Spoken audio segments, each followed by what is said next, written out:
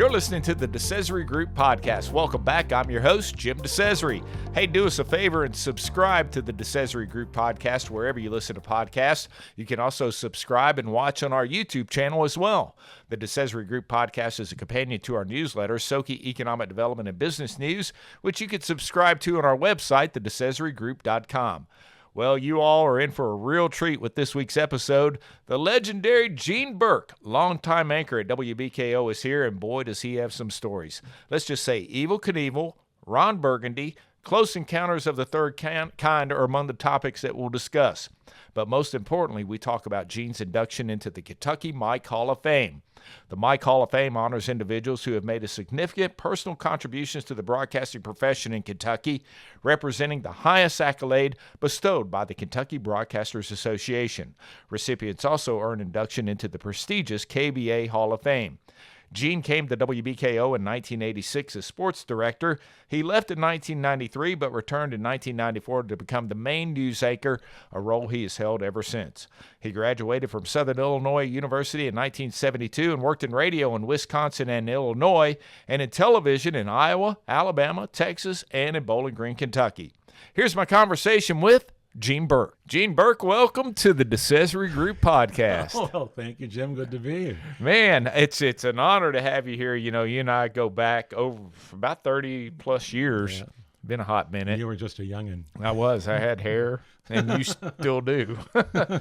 But hey, first and foremost, you know, congratulations on the Kentucky Mike Hall of Fame. Tell us what that means to you and talk about the most important aspects of your career. I mean, that's huge. It is huge. In fact, it's so huge, I honestly don't have any idea how I got this award. I've tried to figure out anything. Well, you got friends in low places, man. Well, yes, I do, yeah. I've tried to figure out what it was, and I haven't. When I was talking with Amy, when she did one of these things with me for the awards, she kind of clued me in as to what some of the people thought I had done or was good at doing or was helping with others. So yeah, but to answer your question, I was stunned when I found out. I thought about it a little while. I was talking with my general manager because he's the one who told me about it, and I teared up. I really did. Well, I bet. Because you know, winning Emmys, which I have not done yet, but other awards, that's good for whatever that one particular instance was, a story or anchoring or whatever. Right. But this is your career, and it's just overwhelming. I'm getting goosebumps now. Yeah, well, it's an embodiment of your body of work, a career that you've had in broadcasting. We're going to talk about, you know, how far it goes back. A little bit. Yeah, it's a ways. It goes back a ways, but you know the Kentucky Broadcasters Association thought you were relevant enough to be in the hall, and I mean you're going in with some pretty stout folks too. I mean Jim Host is in this class, right? That's right. I mean, you know, he's a legend himself. Him I can understand. Yeah. Yeah, so it's a great group of individuals, and you know, there's some other individuals that are from this region that have been inducted into the Hall of Fame. I mean, we talk about the late great Don Nagel. Was one of them, and you know, sometimes it's just about having that presence for a significant amount of time within one community. And, you know, a lot of broadcasters don't stick around that long. That's right. And you're kind of unique in that role because you've made Bowling Green your home and you've been on Channel 13 for, I guess, since they powered on in 1919 or whenever they started. Yeah. When did you start with BKO? What was your first year there? 86. 86. I came in February of 86. If anybody, the notable thing about that is that I followed a blizzard here. I was in Amarillo. We had the blizzard at Amarillo. It came here. I followed it, and you guys got 12 inches of snow in one day. Wow. And that was in 1986. That's right. I was in Florida then.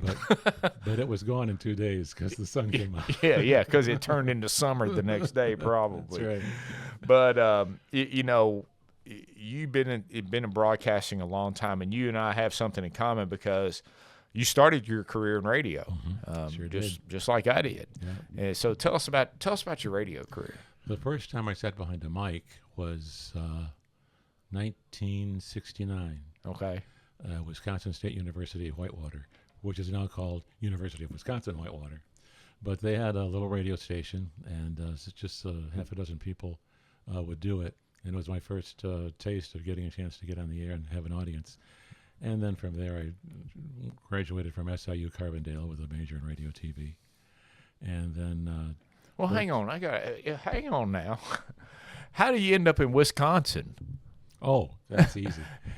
The first few years, I just wanted to go where I could afford it. Right.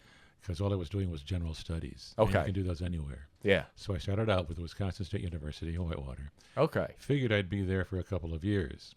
But that didn't happen because that was back during the riots about the war in Vietnam. Mm-hmm. And somebody thought it would be a good idea to burn down Old Main at Wisconsin State University. And so they did. And the university decided that it was people from Chicago came out and did that. Okay. So they doubled out-of-state tuition for only Illinois residents, which I'm not sure is constitutionally okay, but that's what they did. And so I thought, well, okay, I'll go back to Illinois. So then I went to Northern Illinois University in DeKalb for my sophomore year, and then junior and senior was at SIU. You're worse than a college athlete switching universities year to year. I got a liberal education. So you started in Wisconsin. They doubled your tuition because you were from Illinois. Yeah. They were like, we don't like the people from Illinois right. because we think they burned our building down. Exactly. So you're out. You go to Northern Illinois. Yep. And you stay there a year. Yep. But then you end up at Southern Illinois. Yeah. All right. A Stayed there for Saluki. 2 whole years. Yes, sir. All right. And that's where you finished up school. It is. All right. So radio in Wisconsin. What happened after that? After that, the next gig was TV in Dubuque, Iowa. Okay. And was this during college or after no, college? this was after college. Okay. I graduated from SIU, and I did radio in Beloit, Wisconsin, and then went to TV in Dubuque, Iowa. And the reason I left there is that the station died under me. The station died under you. We had a general manager and a sales manager who weren't the most ethical people in the world, and I didn't know that. I was just a kid trying to get in TV. And so they basically took the station out of business. Okay. And so then I was on the beach for a little while. But then I got lucky. One of the guys I worked with. You were on the proverbial beach, not a real beach. Yeah, that's right. That's right. One of the guys I worked with in Dubuque was a good broadcaster and helped me get a job in Mobile, Alabama. And that wound up being the largest market I ever worked in. Okay. And that was a great job. Went down there as a news reporter and then did fill-in anchor. And then, I don't know if you'll remember this gentleman or not, but Jack Dries was a big name in sports broadcasting back in the 50s, 60s, And 70s. what was his name again? Jack Dries, Drees. Okay. And his son Brian Dries followed him into the business. Brian went to Denver. But Jack was semi-retired in Mobile. And so I knew who he was. I mean, he had done the Friday night fights. He'd done the Kentucky Derby, all the major sports that CBS did. He did till he retired. And was one of the best writers, the best writer I have ever seen in my life. He could make poetry out of anything. And so I got to work with him. Me working with him, I tell people, is like a person in news getting to work with Cronkite. Yeah. That's what a big deal Jack was. Goosebumps. And so so that worked out real well. Went from there, got married. My wife wasn't crazy about Mobile. We were from Northern Illinois, and it was total culture shock. Anyway, so we moved back. Then I was in radio in Crystal Lake, Illinois. Okay. And then TV in Amarillo, Texas, and TV here. Amarillo was a decent job, but it was 2 days from home. Mm-hmm. And after we moved here, we could get up to Illinois in 8 hours northwest of Chicago. Yeah. So you don't realize how much personal stuff is going to involve itself in your career. Yeah. Help you make decisions. So you went from Mobile to Amarillo by morning. Yeah. And then ended up in Bowling Green. Yeah. That's awesome. So you've been here since 1986. Yes, sir. And now, you weren't always in sports, though. You started at BKO as a sports guy, right? That's right. Good for you. Yeah. Yeah. I remember that. Yeah, I did sports until let's see, I came here in 86, 92, I guess. And I took a break. My wife had died of breast cancer, and there was a position open with the American Cancer Society in Louisville. So I took that position and helped them for a while, but really missed the broadcasting part of it. And actually, I was on vacation just passing through Bowling Green from Louisville, going down to visit my sister in Florida. And I stopped in to say hi, and they were starting a brand new newscast, a 5 o'clock newscast. And they got excited that something they thought would help boost the viewership was if I came on and did the news at 5 o'clock, because people knew who I was and liked me when I did sports. Mm-hmm. And so that was their plan.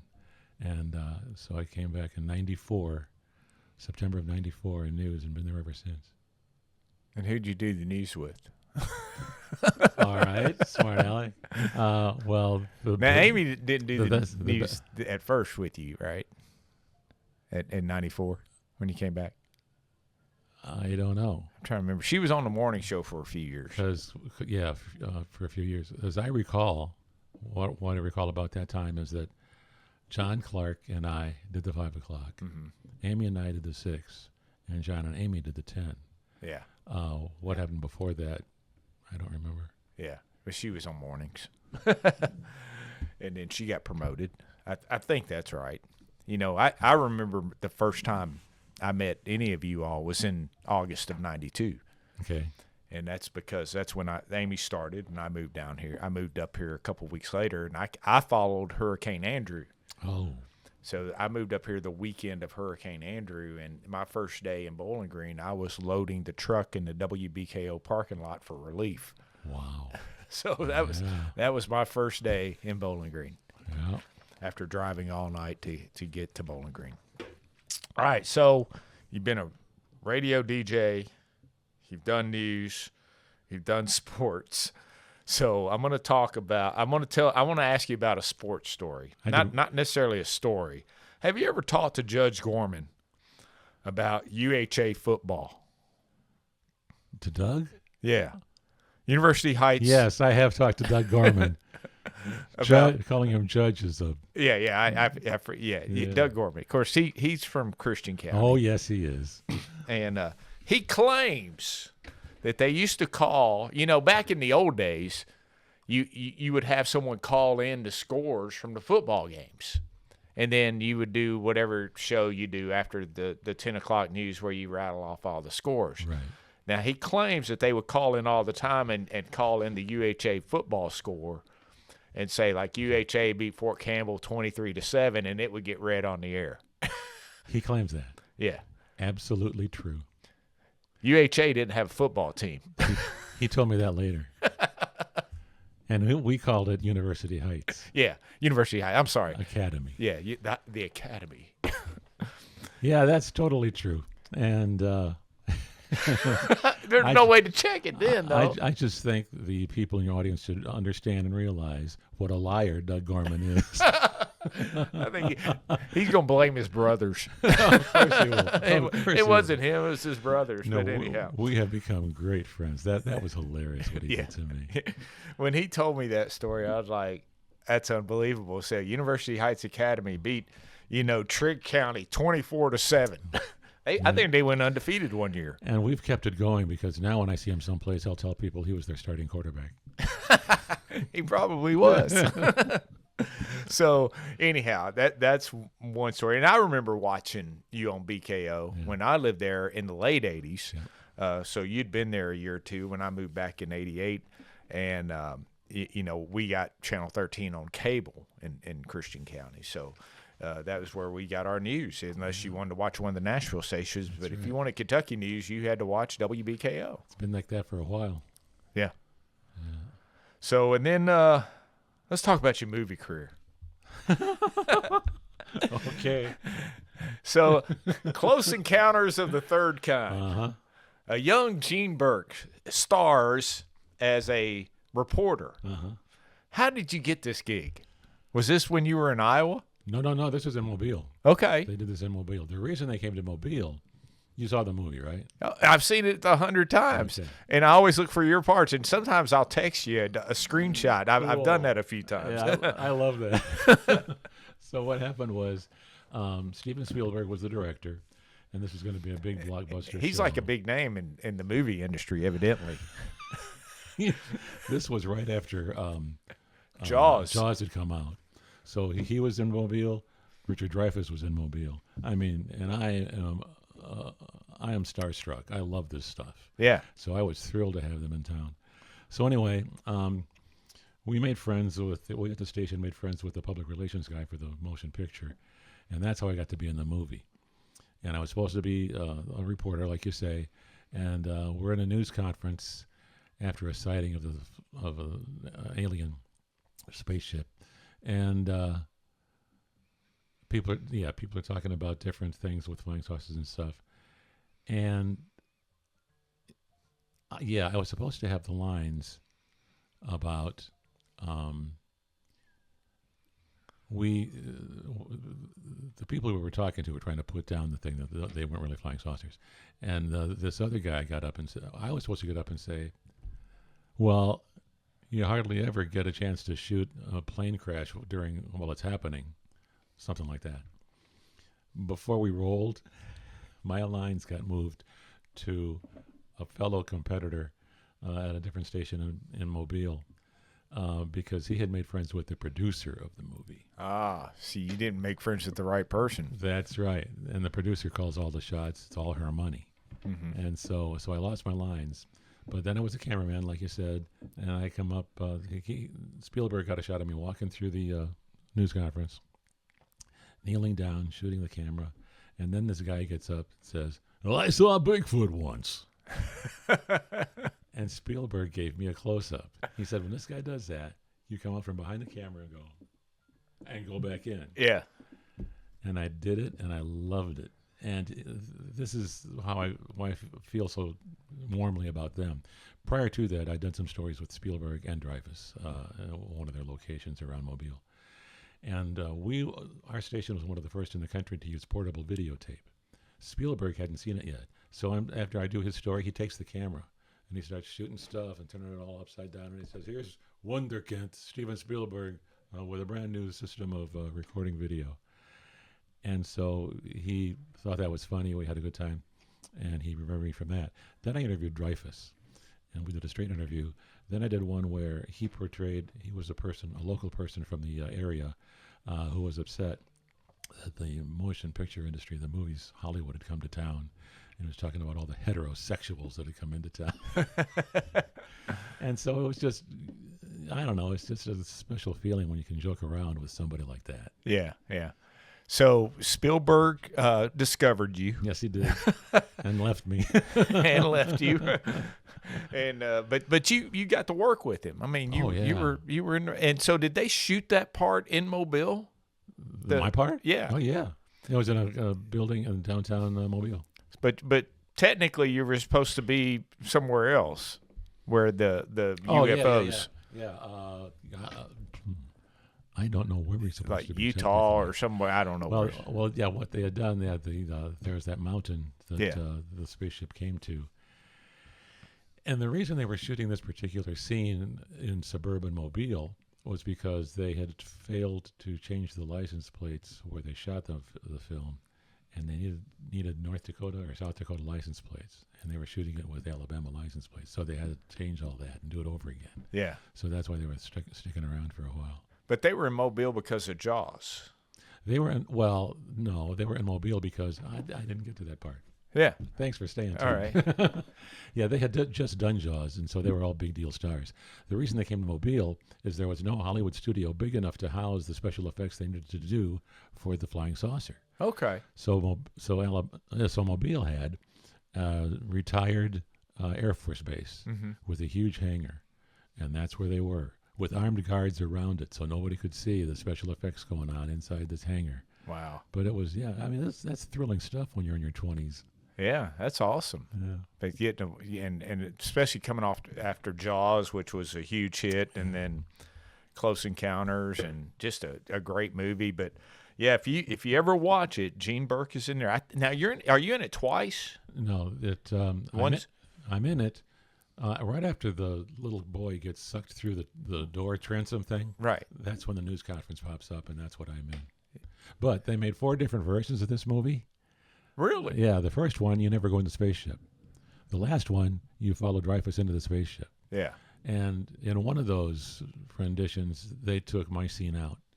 I don't know which one it was, but it's in the fourth one. It's in the main one. It's in the one that everybody sees today. Yeah. So, well, that's good. So the videotape that Spielberg shot with your camera, do you still have it? No, I don't even know if he was rolling. Oh, okay. he just grabbed the camera. The and battery played with was it. dead. No tape in it or whatever. I mean, I might have it, but it's packed away. But I don't remember that part. That was 3/4 inch cassettes, I think. That's all. That'd be worse. It's probably sitting in some box in Mobile, Alabama. That nobody knows it's there. Someday someone will dig it out. But yeah, it's fascinating how much TV has changed in those years. Yeah. It went from film to videotape to 2-inch reel-to-reel to 3/4 inch cassette to 1/4 inch cassette, and now it's just a computer card. Yeah. It's amazing. So, when you were in radio, I mean, you were playing records. Yep. Probably some on it reel-to-reel. Yep. Every now and then. Well, the shows would come in reel-to-reel. Yeah. And so records, reel-to-reel, and then you had carts with the commercials on it. Yep. They look like 8 tracks for those that don't know. So, my years in radio, I got to work with all the old stuff, and I sort of transitioned throughout time. And then, of course, I've been out of radio for a while now. But, from the time I left nearly 20 years ago, not a whole lot's changed since then. No. I mean, it's all digital. Yeah. You don't have CDs anymore. You don't actually play the music like you used to. You remember you get the needle, the records would wear out if you played them enough. Yeah. So were you ever like a disc jockey that played music? Yeah, part of the deal. When I went to the radio station in Beloit, I was their copywriter. Okay. And so I wrote all those commercials. And a lot of them were just live. You'd type them on cards and the DJs would read them. But then there'd be some, like you said, on cassette. And so I wound up producing some of those too and putting all that stuff together, like you did the same thing. Oh, yeah. But there was a point I was going with this. I wonder what it was. Reel-to-reel, carts, records. Yeah, that's what it was. Did I do any DJ work? Yeah, Saturday mornings. I got to do a Saturday morning shift and play music just like a DJ. And the boss jock, Gene Birk. WBEL, Beloit, Wisconsin. That's awesome, man. So one of the things that a lot of people don't know about you is that you may be the last beat reporter in Bowling Green where you actually worked the downtown beat and you were able to find out about stories because of your connections, the friendships that you've made downtown. I'm not going to say any names, but basically using old school journalism tactics. Yeah. It's a lost art. Yeah. Broadcasting, I'm not crazy about the direction TV journalism has gone in. But as far as the old days, I'd start downtown at the police department, go over to the Justice Center, run by the courthouse because that's where the county did its thing, and check on City Hall. Now I did police beat every day, and so I made friends with several policemen, and I would go to the Justice Center, made friends with judges and the bailiffs, the clerk, circuit court clerk, just whoever was in the building and knew what was going on, Commonwealth's attorney. And I got some great stories out of that. And the way to keep that happening is to be honest with them, tell the truth, and don't try to burn them. Yeah. And, you don't want to burn your source. It was a wonderful beat. And it's not done very much anymore. No, it's not, and that's what makes it so unique. I mean, you probably were the last real reporter that used to go around and just say, hey, what's happening? If we find out anything, let me know. And I'm sure you got calls from people that going, hey, Gene, something's about to go down. Just want to make sure so you'll have the scoop. Really, the biggest story I did while I was there was when Western Kentucky University threatened to kill its football program. Yeah. That was huge. And I broke that story and then followed it through. And then thank goodness for Jack Harbaugh's son, Jim, and his connections in the NFL, was able to bring in money for the team and equipment for the team and saved the football program, which then in 1985 won the 1AA National Championship. Yeah. That had been 1995. Okay. What did I say? No. Actually, they won the 1AA championship in 2000. Oh, that's right. 2001 or something like that. You know who won in 85? Who's that? The Bears won the Super Bowl. That's you do the Iggy shuffle or something like that. Yeah. But so you broke that story about the football team getting ready to get cut. And I got an anonymous tip. The man never did tell me who he was, but he was straight on, legitimate. Everything he said was right. He gave me several phone tips and then thanked me for doing the story. And I still do not know who it was. Huh. And I like that because I don't want to. Yeah. Nobody can find out. Plausible deniability. There you go. And sometimes you need that. One of the other things that you've been involved with is Crime Stoppers. Are you still active with them? How long have you been working with Crime Stoppers? Gosh, it's probably 20 years. I think it's longer than that. Okay. I think I got an award from them longer ago than that. Longer than that, and you were there then. When I started doing that, Barry Pruitt was a police officer. Yeah. He was the Crime Stoppers guy. He now works security for Houchins Industries. But that was the start, and it's been we've had different police officers and different board members through the generations. But yeah. It's still every Wednesday at 6 and 10 p.m. Now awesome. You won't see me tomorrow because I've been off for a while with a broken back. Well, not broken back, but yeah. Well, you had back surgery. Back surgery. Yeah. So, any other organizations that are near and dear to your heart that you involve? Special Olympics. Okay. Because my first wife was a special ed teacher. I got you. And she studied for that when we were in Amarillo. Mm-hmm. And she actually did some teaching when we were in Amarillo with special ed kids, then moved to Bowling Green, and she got her master's from Western, and taught special ed classes. And also, when you're involved with special ed that way, you 9 times out of 10 wind up doing stuff with the athletes, so a Special Olympics. And she did that and got me involved in that. And so ever since then, they have their spring games, I think in March usually, every year, either at Western or at Bowling Green High or someplace, where athletes from, it used to be hundreds of athletes from at least a dozen area counties would come and compete.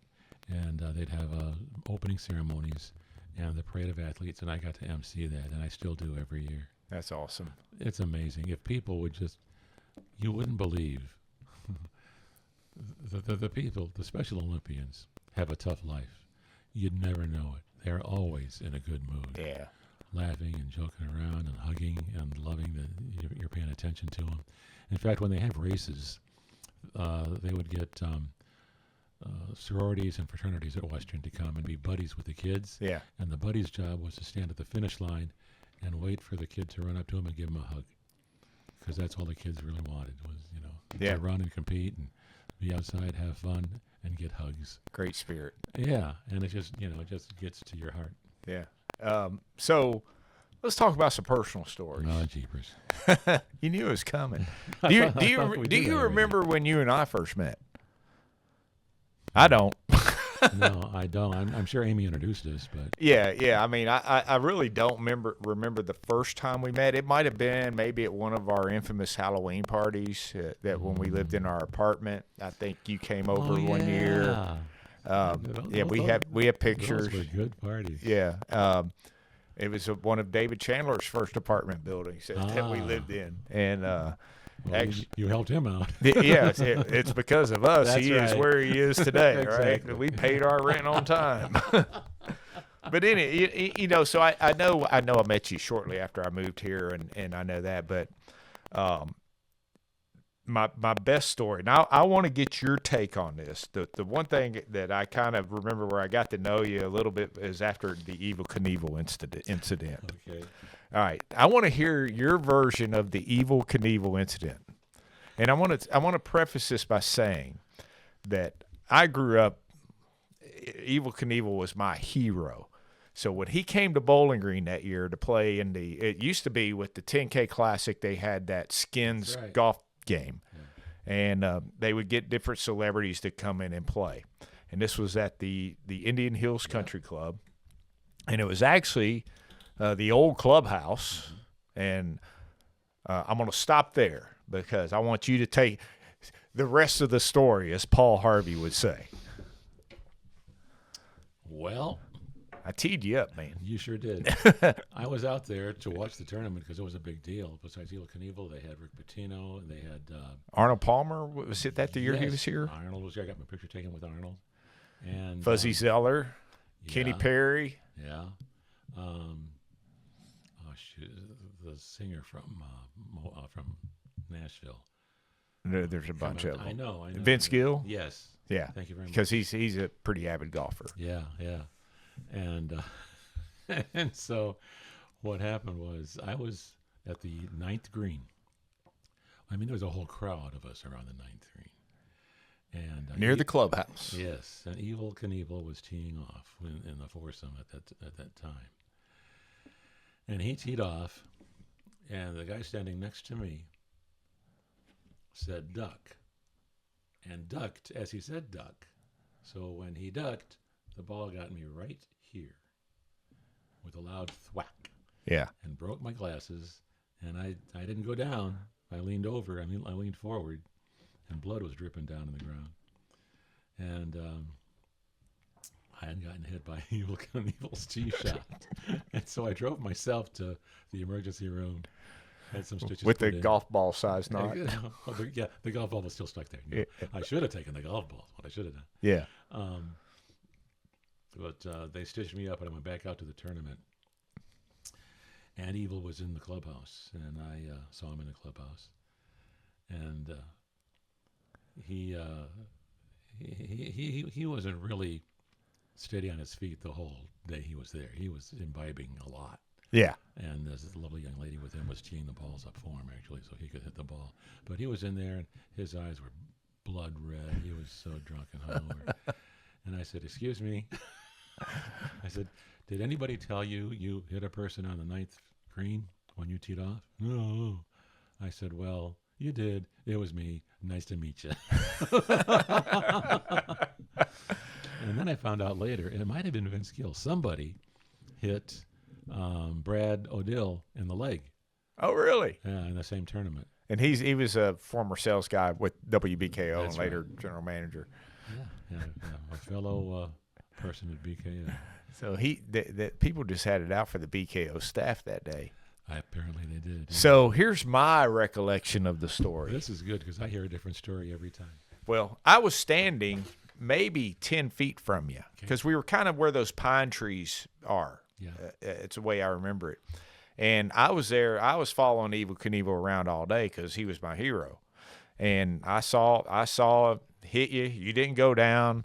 I didn't know you drove yourself to the hospital. I thought you went in an ambulance. But the best part of that was The ambulance people came over. You're right. Yeah. They came by to check on me, but I said, no, it's okay. I'll drive myself. so that's why. But so they'd taken care of you, and Evel kept going to the next hole. So I was following him. Well, turns out that Evel Knievel lived in the Tampa Bay area. And I just moved up from Tampa Bay, and we used to see him all the time, but I never got to talk to him at this restaurant called Tucson's on the Clearwater side of Tampa Bay. It's actually in Pinellas Park. And we used to go there and hang out all the time, and he would be there and drinking. He drank a lot. Yeah. I mean, let's just be honest about it. And but the day he was out there, he had his golf bag that was just like his uniform, what he used to wear, the white leather with the red, white, and blue on it, and the number 1 and all that. And so that was his golf bag, and he had some young lady with him. Yeah. And so anyhow, I went up and introduced myself to him, and I told him I was just moved up from Tampa Bay, and I'd seen him before. He goes, well, why don't you come on and ride with me for a while? So I rode in a golf cart with Evel Knievel a little while after he hit you in the head with a golf ball. So I got to meet my childhood hero. Well, I'm glad you did. Yeah. And I'm glad he didn't crash you anywhere. And I should have picked up the golf ball, but, it's not every day that someone gets hit. And the deal with Evel is that he could barely walk. I mean, he had a weird swing. He was all broken. Well, He'd broken every bone. In his body. That's And right. you went up there and go, look, you hit me? And he goes, here, hold my beer. Let me show you this. So anyhow, but I always, that story it's one of my first memories of Gene Birk. Well, I'm glad you got to meet your hero. Yeah. And then, of course, we got to know each other. I know I was at your 50th birthday party. That was a few years ago. Yeah. And that was the first time at your 50th birthday party that I met Steve Wilson and Jody Richards. Okay. Was that at the police department? No, I can't remember where it was. Okay. No, it was at some place, somebody's house or something. Okay. But anyhow, I remember meeting Jody and Steve, and of course they've become good friends of mine since then. And me too. I see Steve all the time now because we play music together, and talk to Jody occasionally. Speaking of music, yeah, I want to brag on you because folks shouldn't know by now that you play drums for. It's a Disorderly Conduct now. Conduct, yeah, that's right. It used to be Skip Bond and the Fugitives. Both of them are great names. And Steve's the lead singer, and there's other people that we know. But if you want to have a good time, watch Jim DeCesare play drums. I've never seen anybody have so much fun, smiling all the time, hitting rim shots and hit cymbals and stuff like you'd never believe. But it's just so much fun to watch you. Well, thank you. Yeah. And I know you've told me that before, but I appreciate you saying that. It just amazes me how much fun you have doing that. You make everybody else happy. Well, that's what it's all about. It's having fun. That's right. I that's why I play. I do it for fun, and I enjoy it. And I'm glad I'm able to do it. Yeah, That's the main thing. That's right. Well, thank you, Gene. I appreciate that. I also want to thank you because, when our chief engineer, Justin, and the brains behind this Operation Brook were born, you were there. With Amy and me and our family, and at some of the most important times of our life. And I know Amy was your TV wife for many, many years. And she came up with that term, and I love it. yeah. Well, when I'm mad at the kids, I tell them Gene Birk's their real daddy, too. Wilson would tell his kids that Jeff Noble was their real daddy. Oh, man, that's a sneaky peek you don't want to get a hold of. All right, so let's have a little fun here. Ron Burgundy. Mm-hmm. A lot of people locally have compared you to Ron Burgundy. Yep. So when that movie came out, I think you all went and watched it together, We right? did, yeah. It was a midnight showing. It just came out. Yeah. And they finished the 10 o'clock news, and we all went to the theater. Probably 50 of us. I don't know. But it was awesome. And, it was me. Yeah. It could have been me. Because whatever was on the prompter, I'd read it. He did the same thing. I'm Gene Birk. Yeah. UHA 21, Fort Campbell. That's right. That's exactly right. So they really do exist. Well, let me ask, do you have many fine leather-bound books, and does your apartment smell of rich mahogany? Yes, it does. And are you kind of a big deal? In my mind. Well, you are now because you're a Hall of Famer. Yeah, that's a thrill. So, I'm going to say this, and I don't want it to sting, but 50-plus years in broadcasting. Yeah. Any memorable moments you want to share with us that you can remember? That's the hard part nowadays. I got to interview presidents candidates, Jimmy Carter, George W. Bush, when he was down here at the Corvette plant. Mm-hmm. I got to interview him down here. In sports, I got to interview Tom Landry, the Dallas Cowboys. Well, most of the Cowboys in that era. Tony Dorsett. Wow. That's the heyday. Yeah. Who was the quarterback? Danny White. Yeah. Roger Staubach. Before them. Yeah. And then, let's see. Here, Rick Pitino when he was here. Yeah. Whatever. Did you ever interview Evel Knievel? No. Oh, here's the best part about the Richard Dreyfuss story. So I had done the stuff with him out in the field and messed around with the jokes. So then I get the part in the movie, and they tell you to bring a change of clothes. So I brought a change of clothes, and they were shooting it in downtown Mobile, where there's a square in the middle of town, and they had all these little campers, which is where all the stars change their clothes. So I go in one and change my clothes. I step outside. I just get outside the camper. I'm going this way, and a voice behind me says, "Gene Birk." And I turn around. Richard Dreyfuss knows my name. No. That blew me away. He's kind of a big deal now. Yeah. Well, he was a big deal then too. But he couldn't have been nicer. Both of them couldn't have been nicer. I interviewed Melinda Dillon too. She was the woman in it. Oh yeah. And Francois Truffaut, but he didn't speak English and I didn't speak French, so I didn't interview him. But yeah, it was a kick. Well, 50 years in broadcasting is quite an achievement, and the Kentucky Mike Hall of Fame, which automatically gets you into the Kentucky Broadcasters Association Hall of Fame. That's an elite group, and congratulations. It's well deserved. Thank you. It means a lot. Thanks again to Gene Birk from WBKO for joining us for this week's episode of the DeCesare Group Podcast. And congratulations to Gene for his induction into the Kentucky Mike Hall of Fame, sponsored by the Kentucky Broadcasters Association. Hey, if you like what you hear, please share it with a friend. And don't forget to subscribe wherever you listen to podcasts. Leave us a review and share your feedback with us. You can also follow the DeCesare Group across all of our social media platforms: Facebook, Instagram, LinkedIn, and X. The DeCesare Group Podcast is produced by the DeCesare Group, a public relations and consulting firm based in Bowling Green, Kentucky. Our engineer is our very own anchorman, Justin. I have many leather-bound books, DeCesare, with content contributions from Brooke Mattingly and Amy DeCesare. I'm Jim DeCesare, and join us again next time for the DeCesare Group Podcast.